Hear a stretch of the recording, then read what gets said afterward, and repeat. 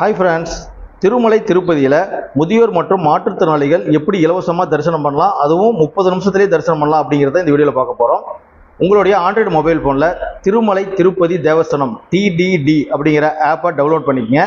அதில் லாகின் பண்ணிங்க. உங்களுடைய மொபைல் நம்பர், இமெயில் ஐடி, உங்களுடைய அட்ரஸ்லாம் போட்டு லாகின் பண்ணிக்கங்க. 3 மாதத்துக்கு முன்னாடி டிக்கெட் ஓப்பன் பண்ணுவாங்க.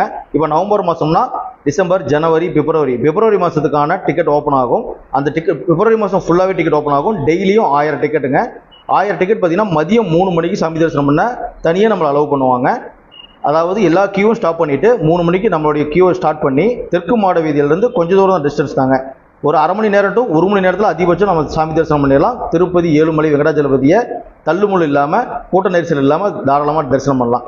இதுக்கு நீங்கள் பண்ண வேண்டியது, அந்த திருமலை திருப்பதி தேவஸ்தான ஆப்பில் போயிட்டு டிக்கெட் ஓப்பன் ஆகும்போது நீங்கள் காலையில் கரெக்டாக பார்த்தீங்கன்னா மதியம் 3 மணிக்கு ஓப்பன் ஆகும். அந்த 3 மணிக்கு ஓப்பன் ஆகும்போது உங்களுடைய ஆதார் கார்டு, ஐடி கார்டை வச்சுட்டு உட்காந்துருந்தீங்கன்னா கரெக்டாக அதை லாக் ஓப்பன் ஆகும்போது நீங்கள் ஓப்பன் பண்ணி புக் பண்ணிட்டீங்கன்னா இதில் நம்ம சூப்பராக தரிசனம் பண்ணிக்கலாம்.